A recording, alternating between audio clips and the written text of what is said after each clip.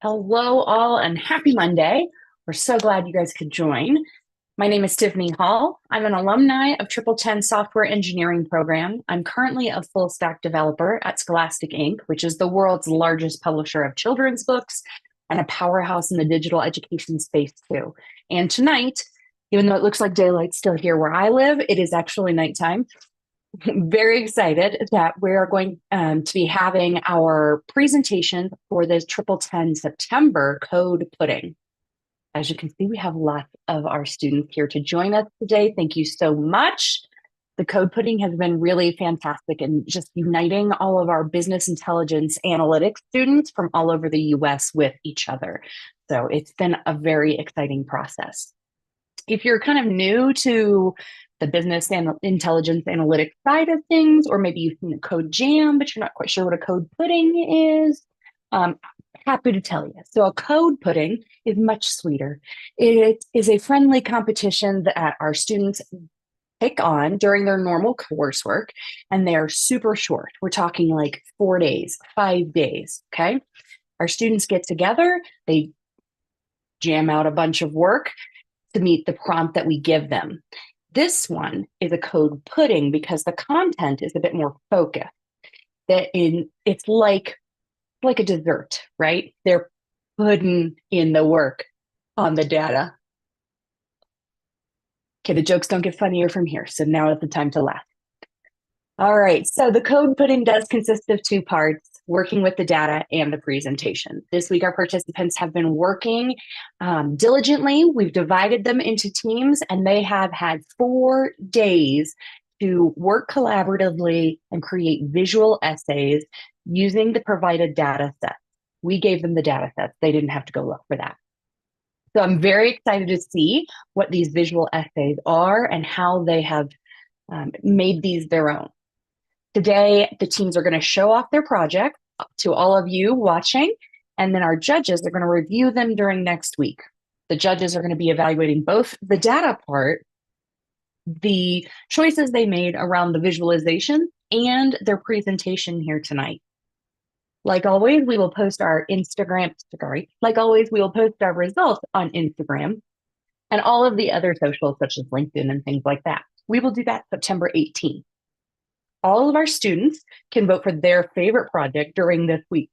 We're going to have a student Discord voting poll open, and the winners of that audience award will receive special prizes from TripleTen. If you're not a student yet, but you still want to vote for your favorite team, you can take place in you can support the students by voting on their social media awards on Instagram. So on Instagram, you can vote for your favorite team, and that would be a really great way to show your support if you're not a student just yet. Naturally, if everyone is wondering what they win, and they win a lifetime supply of pride. Pride is what they win here.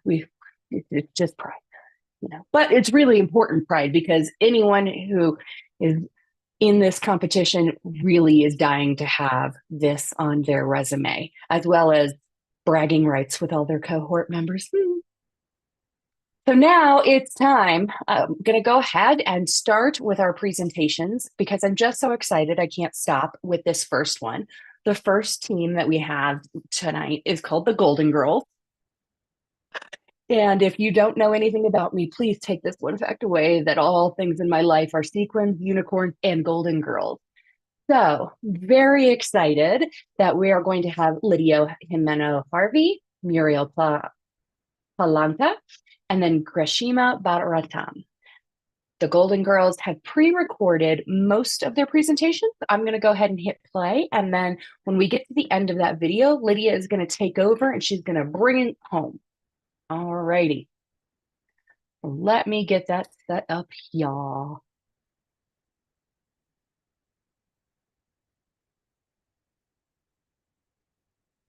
All right.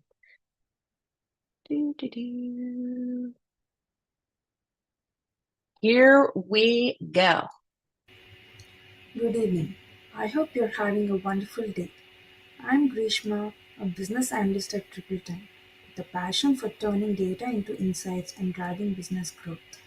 We team of a three have done some analysis on female Olympics. Our objective is to study the evolution of female participants in Olympic Games over time. The Olympics are a special event that brings the countries together for every few years. People from all over the world come to watch and compete in different sports. Even with differences and conflicts, the Olympics show us what we can achieve when we work together. But for a long time, women didn't have the same opportunities as men to participate in the Olympics. That's been changing, and today we look at how women's roles in the Olympic have grown and what still needs to be changed. In the first graph we can notice here in the area chart, the blue represents the men and the pink represents the women.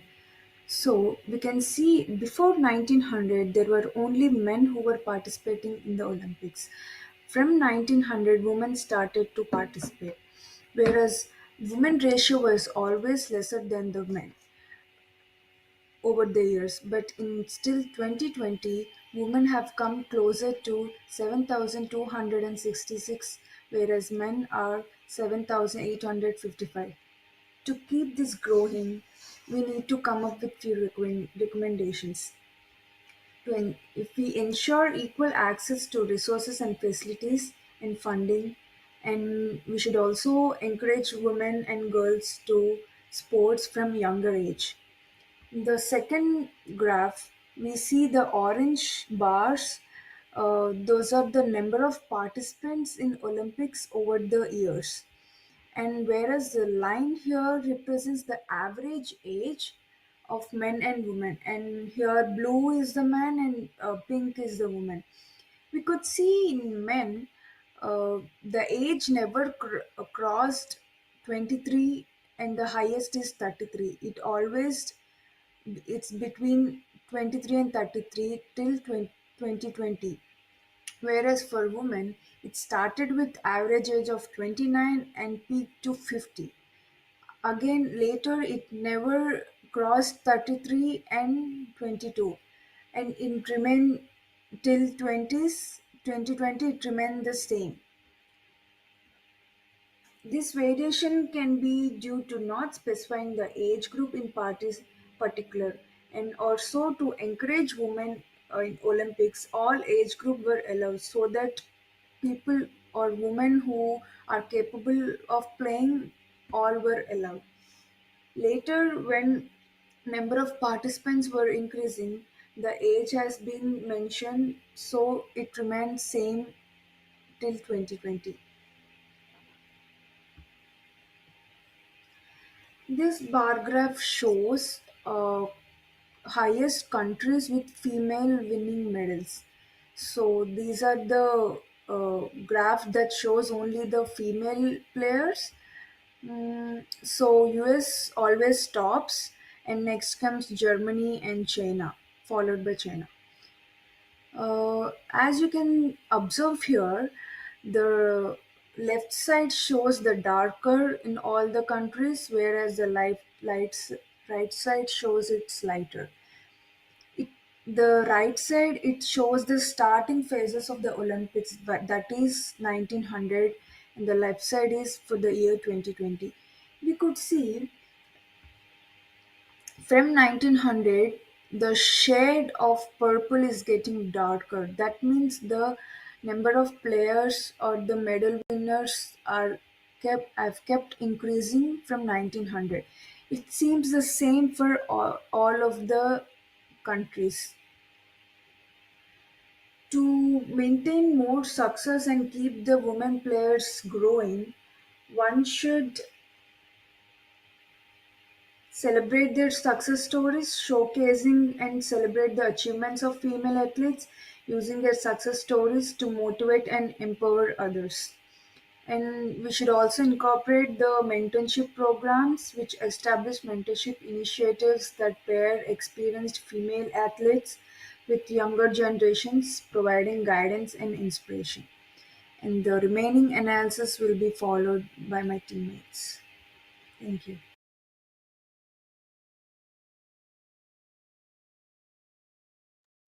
Marvelous. Okay, I'm going to go ahead and stop, and then I'm going to let Lydia take it away. All right. Hi, everybody. My name is Lydia, and I'm going to continue with the rest of the analysis. But firstly, I'm going to talk about my Teamworks work murals. I'm going to start sharing my screen in a minute.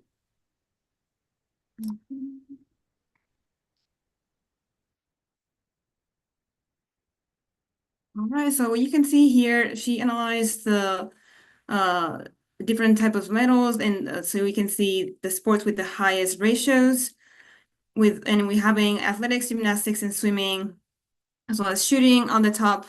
And you can see the non-medal participants as well as the ones with medals. They're both on the highest rates for these kind of sports. Next up, I'm going to start with my part of the analysis, and I wanted to understand what was the what was the ratio of participating athletes per country and gender ratio. So we can see that female athlete participation in the Olympics, it's relative to total athletes, and we find the United States leads with almost 20,000 athletes overall since the Olympics started, followed by Russia and Czech Republic. But we can also see that even though they have the highest numbers, Belarus, Kazakhstan, and Russia actually have the highest percentage of female participants. Next up, I wanted to zoom in a little bit regarding female participations, and this visualization tracks the gradual progress towards that gender equality across 5 original Olympic sports. And by original, I mean these 5 sports, athletics, cycling, diving, gymnastics, and swimming, were part of the Olympics since 1900s, the first time women were allowed in the Olympics, to 2020. And you can see that diving and gymnastics are actually the sports with the highest rates, followed by athletics and swimming that experienced a growth after the 60s. Cycling was lagging, but overall in the 80s marked a major shift towards closing that gender gap across all sports. And finally, I wanted to show a comparison of female performance. And you can see by medal counts for female and male athletes for the summer events. And we can see the steady rise in female medal counts, especially after the 70s, reflecting a global shift towards increased female participations, while the trend for the male medal counts has been relatively stable, meaning that this data still reflects the impact of gender equality initiatives, with a narrowing of that gap, especially after 1972. In conclusion, the Olympics has made significant progress towards gender balance with a constant upward trend in female participation across all sports. However, disparities still exist between these countries in sports, signaling that there's still progress that we can make, and some initiatives that could improve the situation would be increasing funding and support for female athletes, as well as encouraging young girls to participate in sports from an early age through school programs and community clubs, just to mention a couple. And that would conclude my presentation. So if you have any questions, feel free to ask. Fantastic. I love it. Well, I'm so glad to see, very timely, that you guys did something with the Olympics data that we gave. Obviously, the Olympics and Paralympics just ended, which was just, I don't know about y'all's house, but a big time in my house. So I'm really glad to see all of that data that you put together. I do have a question, and it's something that, we talk a lot about the short time frame that we give you guys, which is like 4 days. Yeah. On top of whatever else you got going on in your life. And there's always that thought about like, what would you do if you had more time? So I'm kind of curious, like what feature, not what feature or other aspect of this data would you want to add to your project if you had an extra day or two? I think I would have liked to dive deeper into more specific questions instead of going more the general route, like count in comparison or comparing like participation of male and female. Maybe focus more as I tried to do one of the graphs on summer events only, because if you put them together, you can see there's gaps in dates, and because there's not the same event, so Yeah. you can't really put them together when you're comparing. So maybe just focus on specific sports, and you can actually have a better count of how that has progressed over time regarding females participating, are male dominant sports going down or more equal, and are women able to join or have like their own group in that kind of event? I think that would have Yeah. been really interesting. Yeah, I think that would be a great perspective, especially because I know in the Paralympics we just added on the women's rugby, no, on the wheelchair rugby team, we just added our very first woman to the team for us as a nation. And so you're right, that's definitely an area that's changing, very dynamic. Awesome. Okay, well, that is the Golden Girls with Lydia Jimeno Harvey, Muriel Palanca, and Grishma Bharatan.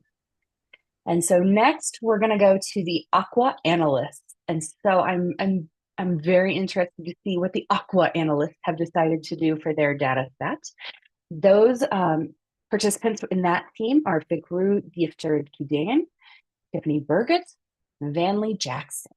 So who is going to be the leader in that one? That would be me. All right, Tiffany's of the world unite. Mhm. Yes, it's good to see you again, Tiffany. I was in the March code pudding. So this time I'm actually a tutor assistant, so it was a little weird working with students. I was trying really hard not to take over. Yeah. But we are now the aqua analysts. And I really want to do a shout out to Vanley. She was a real MVP. She Oh, worked really hard on this project.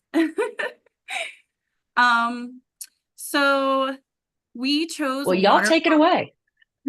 yeah, we chose water quality, and what the data was samples taken from Puget Sound. And when I was looking at that word, I'm like, what is Puget and what is sound? So apparently, for those who don't know bodies of water, sound is just a type of body of water that touches the ocean. And the Puget Sound is specifically a complex estuary outside of Seattle. Um, while we were working on this project, we realized it was very scientific. So we pulled out some live notes and worked asynchronously and on live camera while we were doing these notes together, trying to first understand the science behind it so we could give you guys some good information.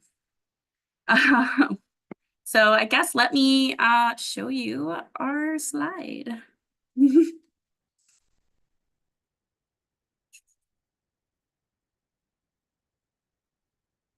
Okay. So here's our beautiful title slide. So an analysis on water quality. And Vanley, are you here? Hey, Tiffany. Yes, I'm here. Yeah. I can move the mouse for you unless you want to share your screen for your parts. Oh, yeah, because we are going back and forth. No, it's totally fine. You can do it because I'm trying to work on the sizing right now. Um, but yeah, so hi everyone, I'm Von Lee. We worked really hard on this project, and we learned so much about water. Uh, so for this slide right here, this is pretty much an overview.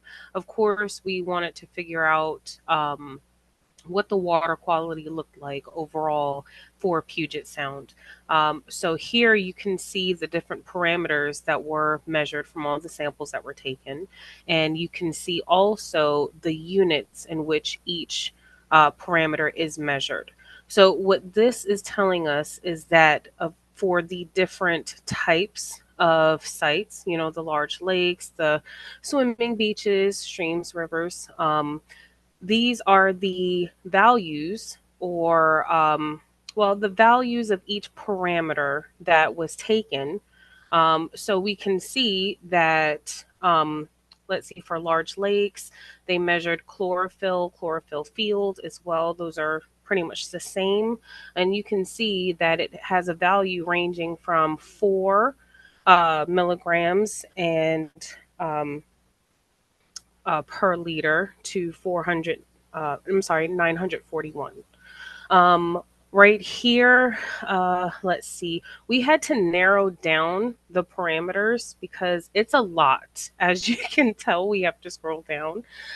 What we wanted to focus on throughout the analysis was water quality specifically, for recreational use, for all different other things, and drinkability as well, because at no point do we want to go swimming in a body of water that is totally not safe and that you leave smelling like poop. So there's that.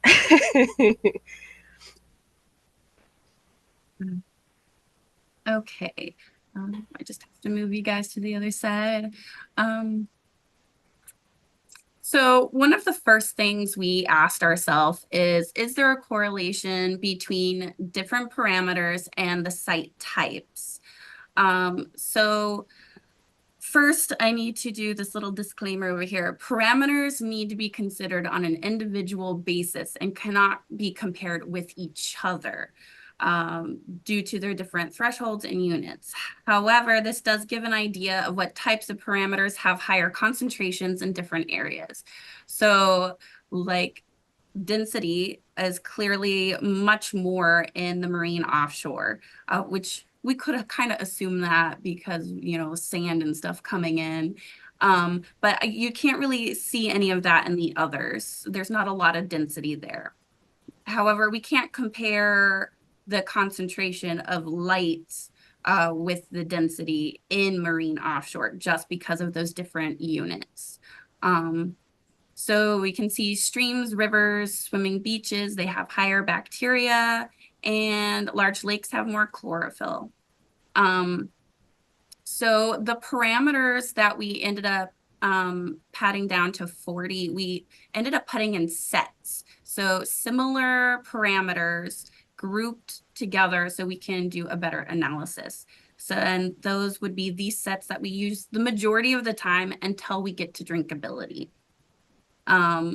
We also decided to use a map, which was very hard to do because we had to go to the original data source and find the updated information that included latitude and longitude. So we had to left join that information, which actually ended up giving us 24 million rows. So it was a lot to go through. But some of the interesting things is that when we have all of this information together, you can see this information on a map. So you can kind of see how the bodies of water are set up around Seattle and where major things are, like that bacteria and the chlorophyll and density. But we also have filters available for most of our materials where you can focus on one individual thing, such as, okay,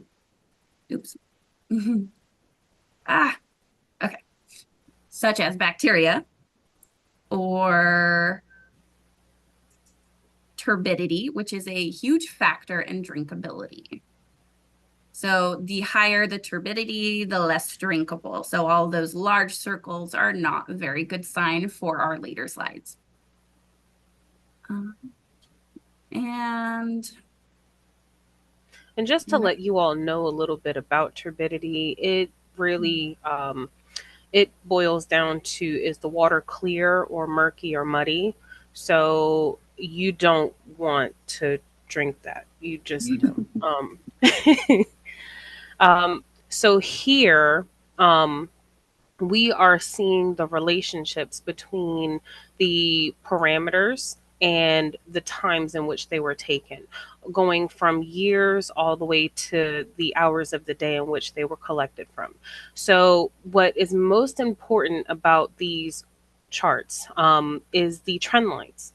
What the trend lines are describing is, the trend lines are logarithmic, and they are showing you the correlation between the parameters and, of course, the times of day. So we'll know whether or not the trend is um, increasing or decreasing based upon those. They were really helpful to really to help us to gauge the integrity of the information over time, but also the values, how they're increasing and impacting these bodies of water from over the years. Um, so just a little bit of information. So you can see, for the most part, chlorophyll A and dissolved organic compounds increase over the years in times of day. And then you can also see with the parameters for integrity, those do decrease over time. So it's just looking like the integrity of each sample is just not as strong as when it was originally collected. Can I have pasta go? Sorry, my kids here want the popsicle. Okay, so depths. So with depths, the main question that we were asking again was just a correlation. Is there a correlation between parameters and depths? And so the first chart is looking at the parameters themselves, and the site type. So there's a majority of marine offshore sites that have these parameters. That's why there's so much red. But if I change the site type to large lakes, you can see a different distribution.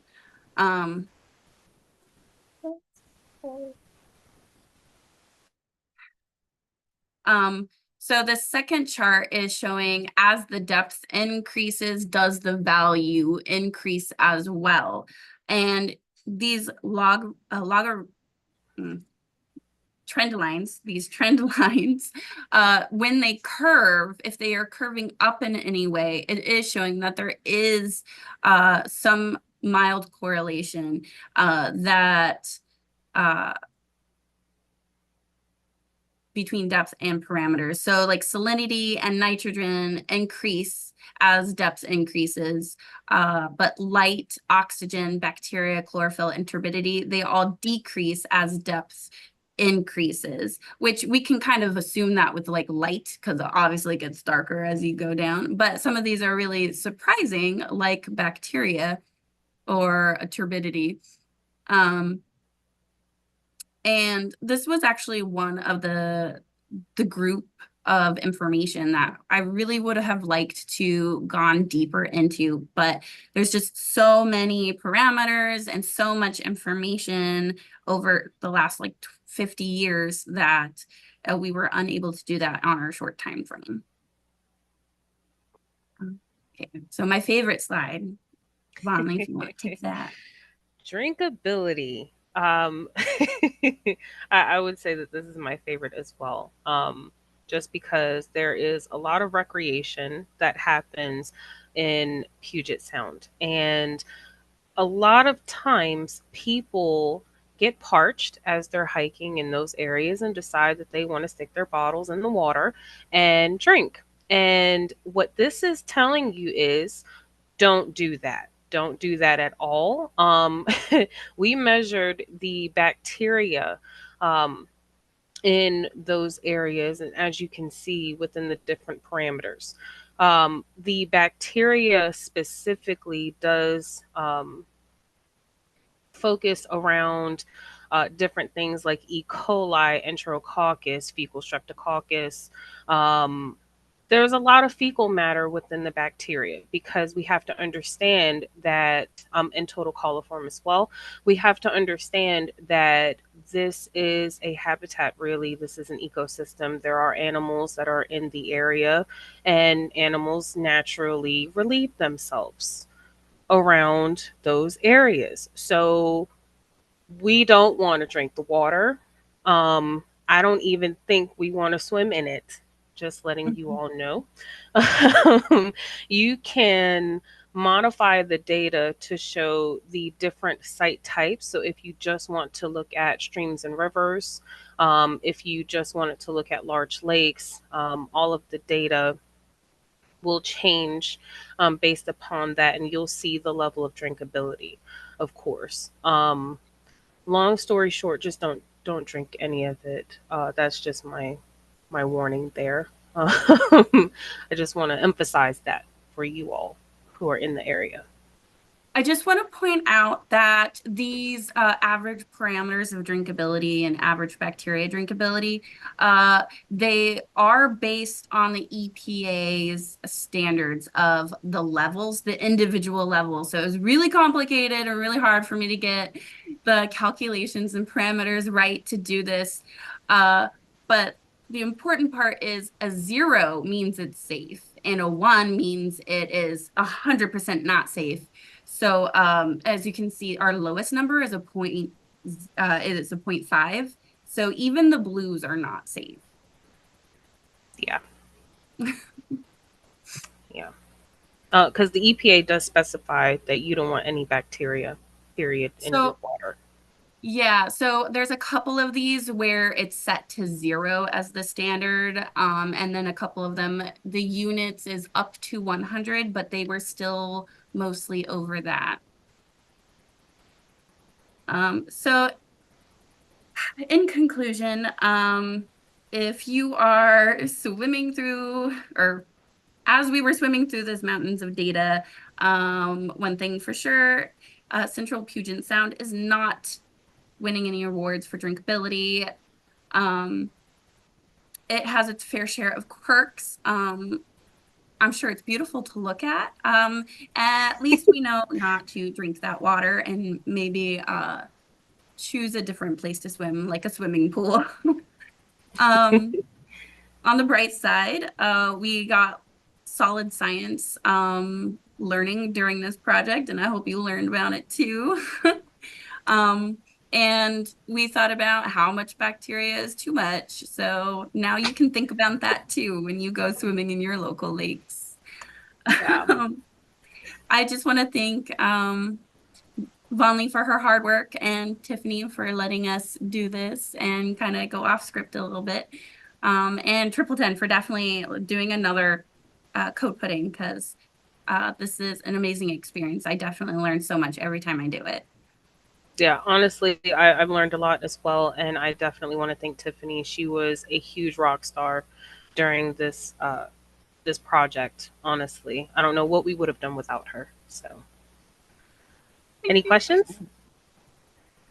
Aw, well, I love the very nice smoothing out of your data where you're like, no, the water's just a little quirky, instead of being like, you're gonna die.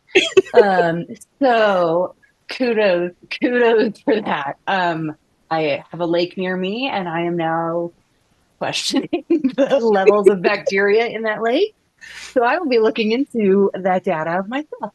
So thank you guys very much. Vonley, I did want to ask you a question. So Tiffany, she's obviously participated in this back in the spring, and I asked her a similar question. Well, I asked everyone similar questions, but for you, Vonley, like, what was the biggest challenge for you during this project that you encountered? Um, honestly, learning about the data set itself, it took a lot of effort because, of course, it's not really flat on its face. And if you don't have any context behind it, then it's so easy to get lost in the data. Honestly, we were trying to figure out a way to put everything into perspective as far as location goes. And Tiffany was an absolute rock star in finding that data to pull in. And like she said, after we joined everything, it was over 24 million rows. So for my first code pudding, I would say that I am just thankful to have been on a team with such a wonderful resource, because me, myself, I was trying not to vomit from all the things that I was looking up for water quality, if I'm being totally honest here. Yeah, no, it was definitely quirky, murky, and something strange in the lake. So, honestly, it was really awesome. I wish we could have done a deeper analysis, but I don't know how much more my stomach would have been able to take. So, this is what we got. Goodness. So bless the EPA for all the work they do because they have to look at that every day. Seriously. All right, so that is the Aqua Analyst with Fikru Kidane, Tiffany Burgett, and Vonley Jackson. So we're going to move on now to the Music Mogul of Monette Wagner, Anusha Madundi, and Lorna Jane Evangelista, which is a fun name to say. So who will be representing to start? Oh, I'll start off, and I just want to claim that we're gonna take a break from all the Puget Sound water quality and give you a more light and just fun. Bring it around. Yeah, just bring us back to the light, Lorna Jane. Yes, yes. You'll love this. We have Taylor Swift. Oh, I'm so excited. So we are the team Music Moguls, and from the name, you can totally get that we performed an analysis on 10,000 Apple Music tracks. And just to give you a brief background,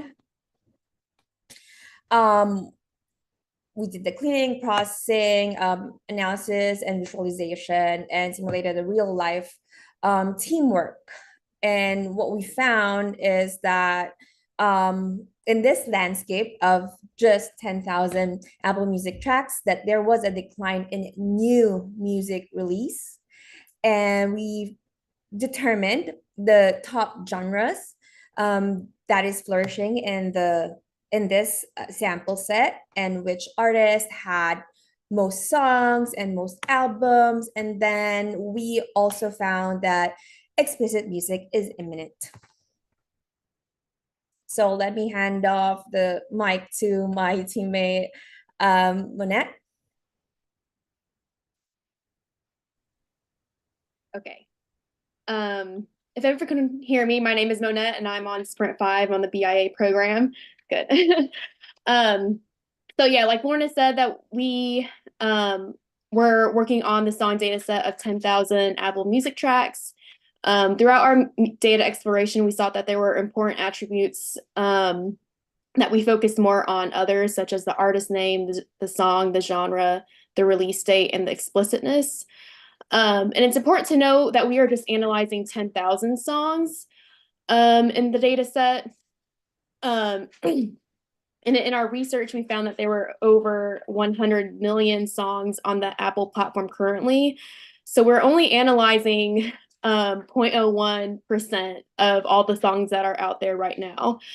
So it's very, very extremely limited to what's out there, and we didn't have data on the sales and consumption side of the music industry. So we didn't have any data on the fan demographics, no performance or engagement metrics, and so we didn't have data on how a song has been performing, or how often it's been streamed, how many likes, if it's gone viral on TikTok and things like that. So using that data, we just decided to focus on the landscape of songs, such as the artists with the most songs and albums, which genre had the most collaborations, which artists had the most explicit songs, have explicit songs been increasing, and things like that. And then, yeah, so for our data cleansing and processing procedure, it was necessary for us to extract multiple time components from our release date. And then also we wanted to see how many artists had collaborations. And so we noticed that there were certain string characters and different symbols that sort of indicated if there was a collaboration that took place. So we just did some processing there to separate out those artist names and give an indicator if there was a collaboration or not. And then I'm getting Laura can proceed with the presentation about the hypothesis. Yeah, so we did a little bit of research on what is really like the landscape out there beyond Apple Music. So apparently we found that with technology, of course, there's like a more convenient way of uploading your music or your songs. But Apple, so there was an increase in a lot of uploads of tracks, not just on Apple, but also in other streaming platforms. But Apple has a requirement that prevents you to just easily upload music to their platform. So we believe that there would be a decrease in song releases on the Apple Music platform.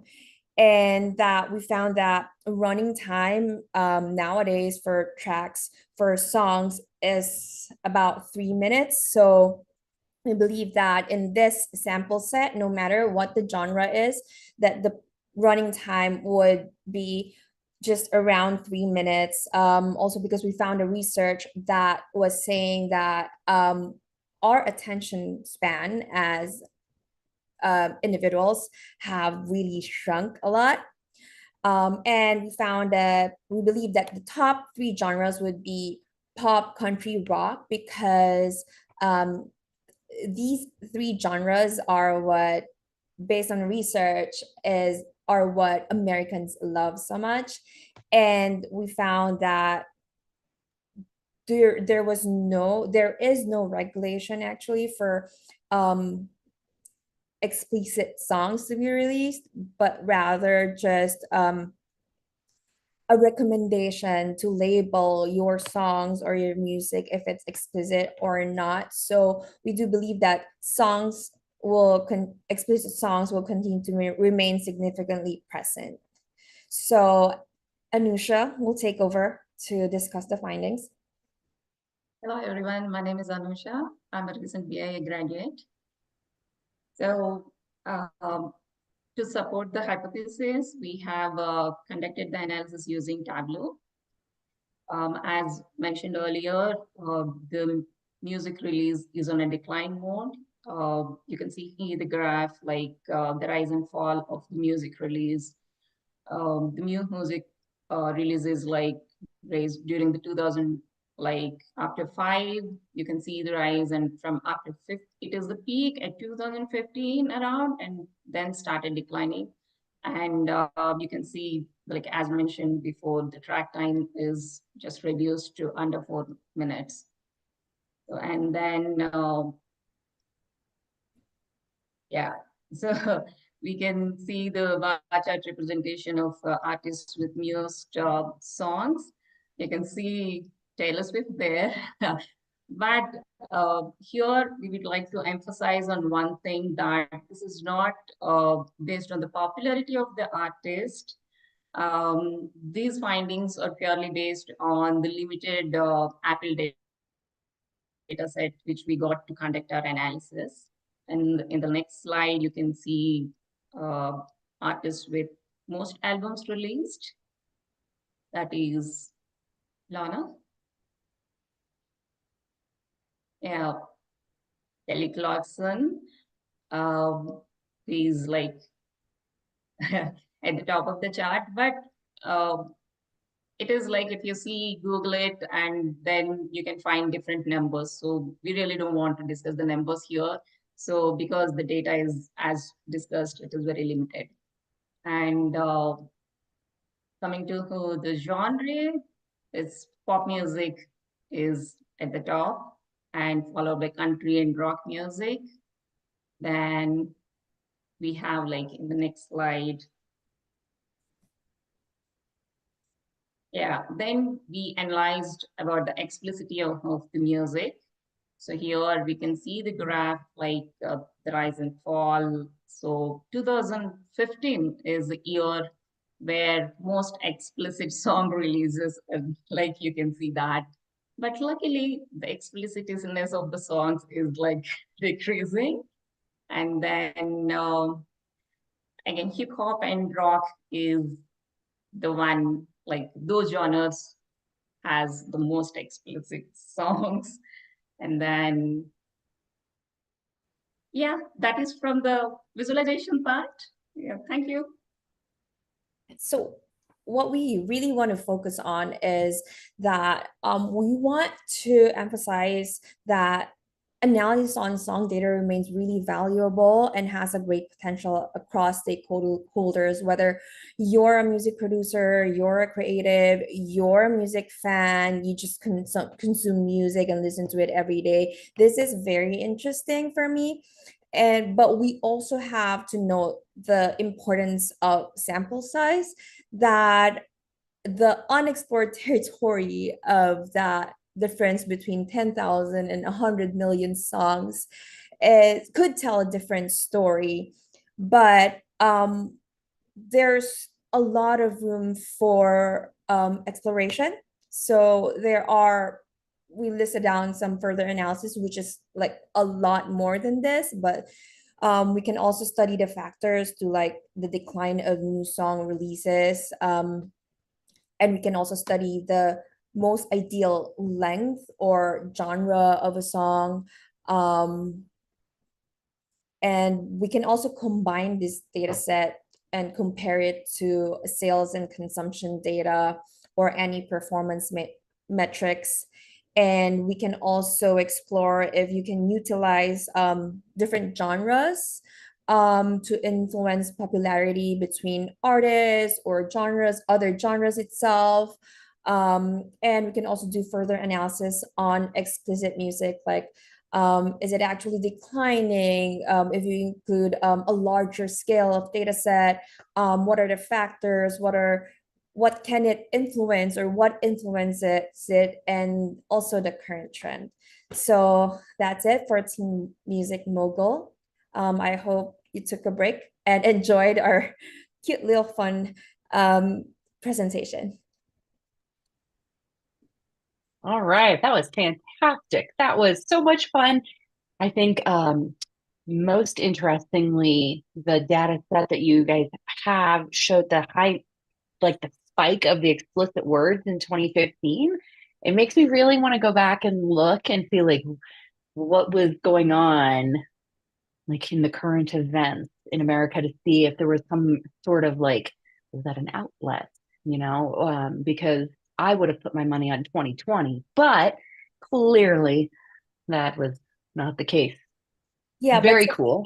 Yeah, but Tiffany, that's what we're highlighting here, that we only have 10,000 data of songs here, and it's clearly a lot less than 100 million songs, and it doesn't actually paint the picture of the whole music industry.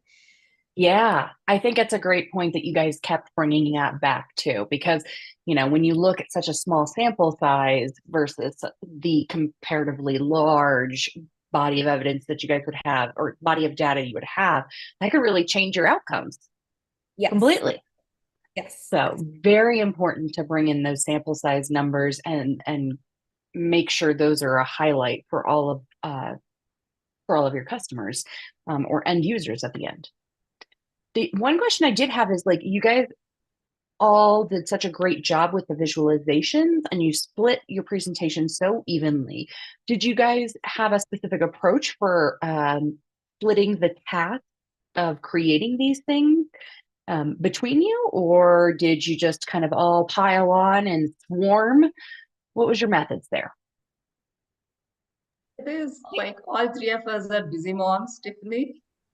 So we are I don't know we anything understand about that. each other. So there is no pressure, there was no conflict. We were all, on the same page, and it was a great experience working in a team, and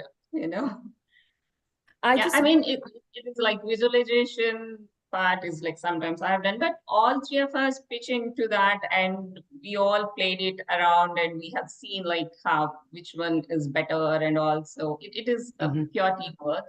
But Lana is fantastic at drafting, so she's very good with the written part.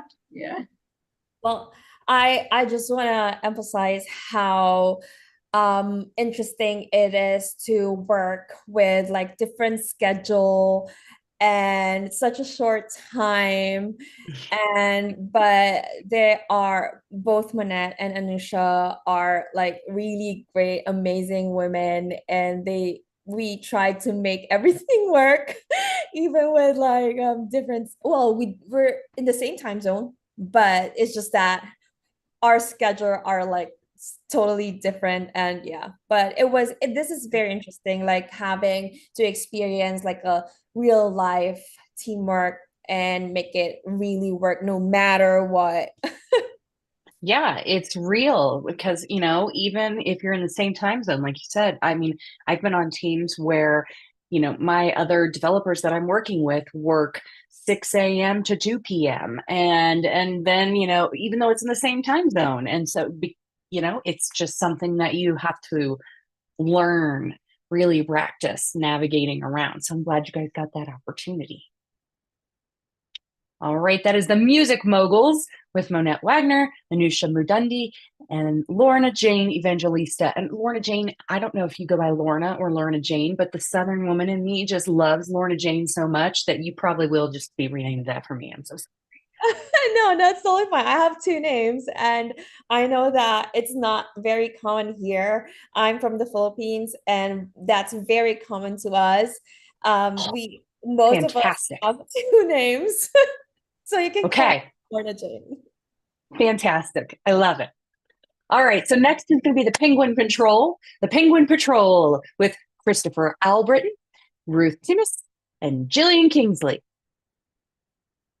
Which one of you will be leading us into whatever data set you have decided? I'll get it started, but Ruth Okay. will kind of take it away once we get going here. There we go. Okay. So yeah, we took a look at the Palmer Archipelago penguin data. And well, yeah, I mean, it's pretty self-explanatory. So Ruth, take it away.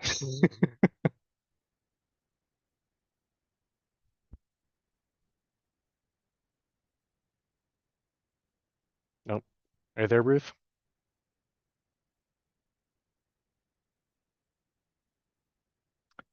I guess she stepped away briefly. Do you want to wait or just have us get into it? Oh, Yes. wait, Ruth just came off mute. Yes, I'm back. I Ruth, were apologize. you swimming in the Puget Sound? Don't do that. We just learned. Yes, I apologize. My laptop died, so I have to Oh, plug it again. brutal. Hate it. I know. All right, Ruth, well, we're glad you're here. Yes. Um, we are the Penguin Patrol. So we are. And let me present my team. I have Chris. Chris, he's the chart consolidator.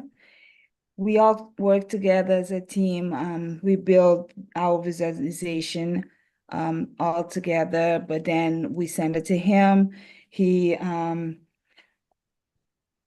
put the charts together and created a story and submit the project.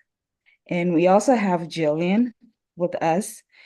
She's our graduate, and she's really awesome. She's really good in researching, visualization as well. And she's the one doing the conclusion and recommendation. We decided on this project because our data it has two data set, but we only focus in one data set. We decided to only focus on the Adele species and see if there's any difference within itself, since they live in all three islands from study. We wanted to focus on Adele habitat, diet, and behavior. We compare the same data the same information with all the other three species. Thank you, Chris. Oh yeah. On this is our dashboard, as you can see. Our goal here is to see the species versus islands. And as you can see, the Adele presence in the first the island, the first island, Dream Island, it's more than the Biscuit Island. And if you click on the Dream Island, you see the Adele presence and the body mass, how it changed. Okay, and all the filter that we used as well. And also you can see that the mass differences from Adele penguin is not that much. It's just a little bit of differences, but it's not a lot of difference. Also, you can see the flipper length of differences within adults is not a lot. And then we also look into the Delta 13 and Delta 15, which has a very good impact on the research that we did and the research that they do. And then if you're questioning what that means, we wrote in here for your own knowledge that Delta 13, it has everything related with the hunting on grounds, and Delta 15, it has everything related with their fishing and hunting on the sea. Okay. And I'm going to pass that to the next. Go ahead. All right. Thank you, Ruth. You're welcome. So yeah, like Ruth said, we looked at body mass, flipper length. These deltas are proteins within their blood. Two other attributes we looked at were Kalman depth and length. And as you can see here, I wrote a little box. What the heck is a Kalman? It's just a fancy word for their beak. We just want to see, is there a difference between kind of like, Darwin's finches on the Galapagos Islands, different beaks enable them to, crack open some nuts better or eat some, I don't know, fish better or whatever. So I just want to see if there was a difference here as well. And as you can see, not really. These islands are very similar in habitat and in diet, like we saw over here. Very similar. So then we decided to look at, okay, well, is there any difference between the other species that inhabit the islands with them as well? And so there are some minor differences, when it comes to body mass. As you can see, the Adelie, they're kind of small, at least when it comes to body mass. The Gen 2s are a little bit bigger.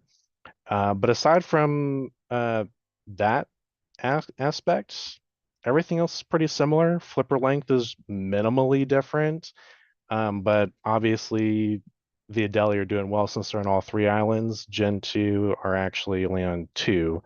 So the Adelie are killing it. So yeah, for the last two slides here, I'm gonna pass over to Jillian. Hi, everybody. So here we have the comparison of the Coleman depth and Coleman length for the three different species of penguins. So here we have the Adelie penguin has a, pretty deep Coleman depth.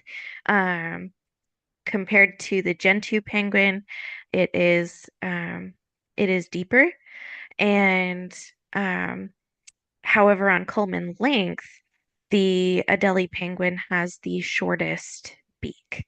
So there's not a huge difference on depth or length between the species, but there are some differences. And in conclusion, it seems overall that there's not a huge difference, not a clear winner between the different islands or between the different species of penguins. There are many similarities between the three species of penguins, but there are some differences of note, particularly that the Adelie are smaller than the Gen 2 penguins by about 1,500 grams, and they have the shortest flipper length by about 30 millimeters. They also have deeper culmens, but the shortest length compared to the other two.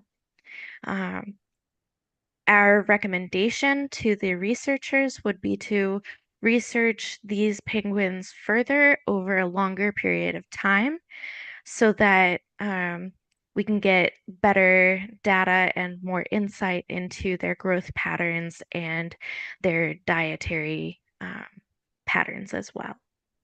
Thank you. So there you go. You guys know everything you need to know about these 3 penguins.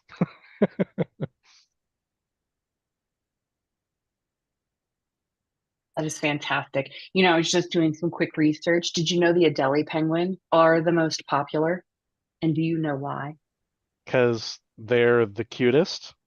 I mean, look at this compared to the other 2. I mean, yes, it's a pocket penguin, which who doesn't love that? But no, it's because they have the best cold cuts in Antarctica. Yeah, Thank you. I'll see myself out. All right. So you guys did a wonderful job. And I do have a question about I want to know walk me through your process as a team in deciding to use the Penguin data. So for those of you watching at home, we gave let's say a list of 10 different data sets that people could use for this competition. And so it's always interesting to find out, especially because you guys are looking for something that I would hope would tell the best story, right? And so can you guys talk to me a little about your team decision and what went into that? yeah, so we got together and just briefly went through the data sets and we're like, what can we, just from the column headers, what can we glean from this? And so the water stuff, that was a lot. So kudos to the team who did that. We were just It was like, a nah. bold flex. It's a bold flex. Yeah. And then we moved on to the music data, and we were kind of same thing with what the music team saw. There wasn't any consumption data. How much were these songs, were these albums, how much were they being streamed, stuff like that. So we just decided to move on to the penguins, and then we agreed on the whole Darwinian Finch Galapagos Islands approach, just see if there are any meaningful differences, and went from there. And Yeah, I think that's a great perspective. yeah. And just briefly, as far as the team process went, we kind of initially we kind of brainstormed with our own quick Tableau charts, and we compared them together to see what we liked, because everybody's got different Like a rough perspectives. draft. Yeah, we do had different opinions because I worked with both data set, and then we decided to work just with one data set, and then we get together and then we have the same opinion in which data set to use, and then they work out smoothly and more and better for the team. Fantastic. That sounds like a really great process to kind of give everyone the freedom to play with the data in whichever way they see, and then just kind of pick the strongest threads you have. Yes. That's it. Very cool. And all right, well, that was Jillian, Penguin. Oh, go ahead. Jillian was awesome in giving feedback, insight, research right away. And was my first time working out on a project like this. It was my first time, and this was really good for me. I learned a lot. Oh, I'm so glad to hear it. Yes, I learned a lot. Oh, that's wonderful. Good job, Jillian. Good job, all of you, actually. That is the Penguin Patrol. That is Christopher Albritton, Ruth Timmis, and Jillian Kingsley. And then our last team for the evening is the Data Divers. So I'm very concerned that we're going back to Puget Sound. So we're going to all just take a moment to steel ourselves. just in case we are. If not, it's going to be a pleasant surprise. So here we go. I'm going to go ahead and share my screen. Share sound, share, yes. Okay.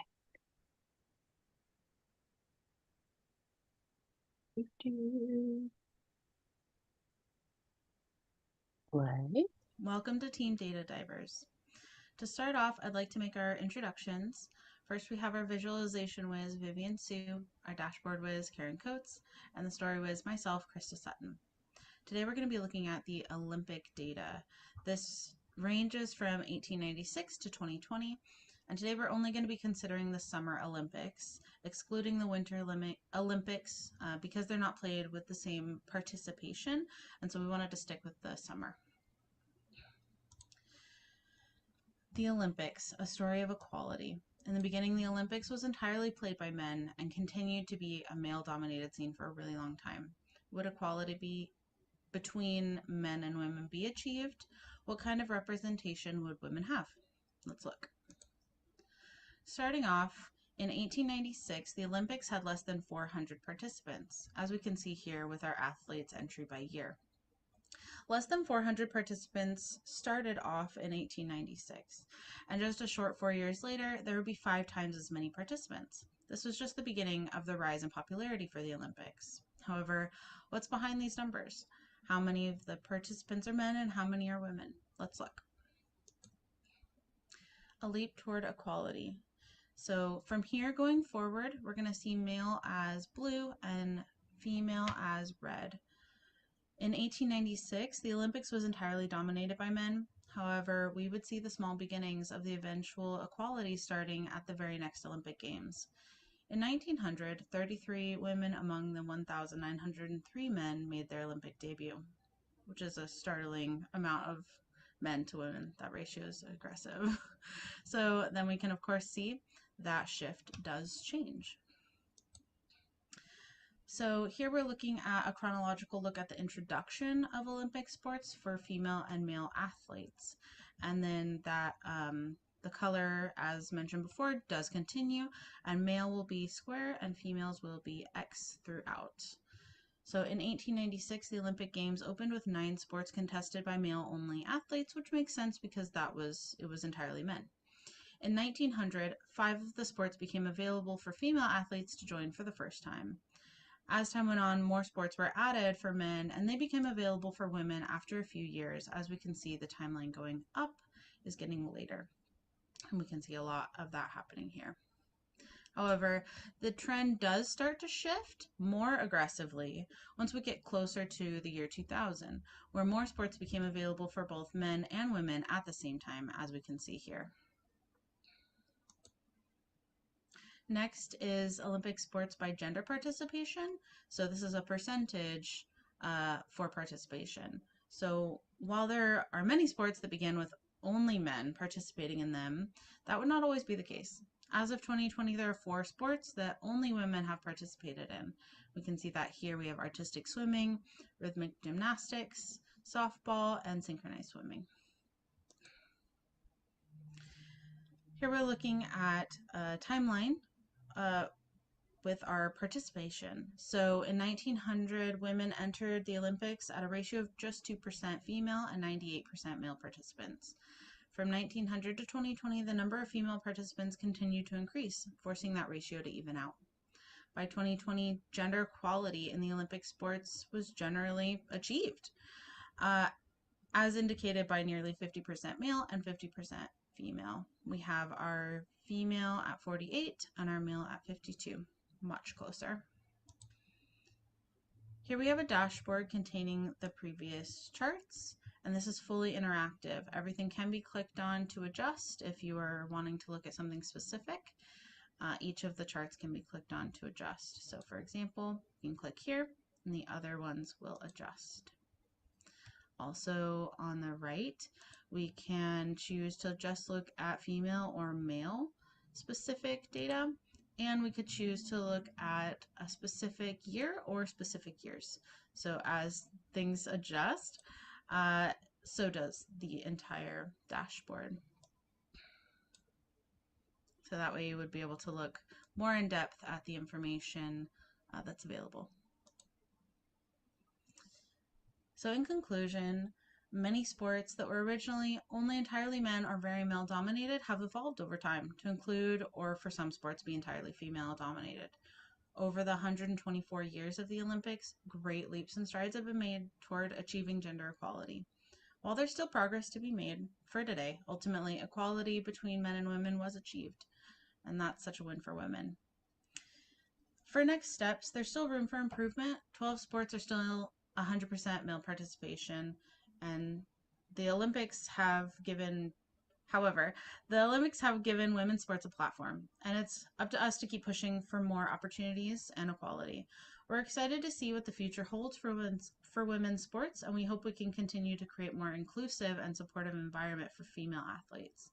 If given more time, we would like to incorporate data from the latest 2024 Paris Olympics to see if the female participation has grown to 50%. And that would really be full circle. In addition, the three of us worked really well together.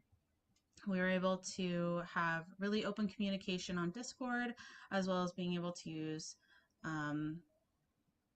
Google Meets to share a screen and go over things piece by piece. We also would save our dashboard and all of our charts and everything to Tableau, and then send it to the rest of the team so that the next person would be able to work on some more of the data, which worked really well. And ultimately, we're able to meet together several times to be able to collaborate and go over all the data. Worked out really well. It was really great, and we really appreciated this opportunity. Thank you so much. Fantastic. Okay, who at home, by show of hands, was really excited that that wasn't about Puget Sound? See, yeah. Not that that's not great. It was a great presentation. I just want to be clear on that. Great presentation. Yeah. Okay, so I wanted to let's chat for let's chat for a minute with the data divers. So super cool visualization. I was chatting behind the scenes, and Christy, you said that Vivian was doing those data visualizations. Yep. Yeah, Vivian was really, really awesome with all of our visualizations, and she did all of our extra calculations, and that was mainly what she just came in really good with that. At the beginning, we had started off all of us making our own visualizations, and when we came together, we found pretty quickly that she had really, really done some amazing work with the visuals, and so that was awesome. We used, I think, all the visuals were from her, I think. So it worked out really good. That's awesome. So Vivian, what is the type of visualization that we saw where it has the X's and the boxes? Because that was a really great way to visualize both the men's sports and the women's sports and how they have been ebbing and flowing, and especially whenever they like zoomed in together. So dope. So that graph, I believe, was a time series graph where we had the earliest year. So we set the year to minimum so that it would show us the earliest year that the sports was available. And then we also put I believe gender into shape so that the female and the male, if they were to overlap, it would be the different shapes so you can compare them side by side. So yeah, I love that because sometimes they like overlap, right? You know, when they're just dots and then you can't really see, it muddles the visualization. So that was super rad because when they overlap, then it's like one inside of the other. Really cool. That one was a lot of fun to work on too, because we actually were like screen sharing and playing with it and trying to figure out how to fix that problem specifically because we were like, we can't see everything. Something's wrong here. And so playing with the shapes to get it to do exactly what we wanted so you could actually see all the data. We had really good working together. It just worked really, really well for us. That's awesome. Okay, well, that was our data divers, Vivian Sue, Krista Sutton, and Karen Coate. Thank you so much. All right. Well, that wraps up a very fun pudding. Very sweet, very delightful, very demure, very mindful. I'm hip. So from all of us here at TripleTen, that does conclude the September code pudding presentation. I want to thank you guys so much for watching us home. Thank you for rewatching later. And to all the students, please be on the lookout in your Discord. We're going to put those polls in there. And remember that if you are not a student of ours yet, go to the Instagram so you can vote for the team that you want to get the audience award. If you remember me talking about that earlier. Results and winners are going to be announced September 18th, 10 a.m. in Discord, in Instagram, in LinkedIn, probably in your next door neighbor's house. They're going to be everywhere. You'll be able to find it. I do want to send a special thanks to all the people who work behind the scenes, everyone organizing this code pudding, Arena, Omar, Alyssa, Elena, Olivia, Ulia, Arena, Nadia, and my cat Sharkbait, who helps in a special way. I do want to thank all of you that joined me tonight for presenting your work. You guys take such complex, boring pieces of black and white numbers and text, and you make them into the most wonderful, fascinating stories that actually like bring life to this data. So I just love it. Thank you so much. My name is Tiffany Hall. You can find me at Tiffany Codes on Instagram. You can find my cat on the counter where he probably shouldn't be. So if you're watching Sharkbait, get down. Thank you guys so much for watching, and I will see you next time. Bye.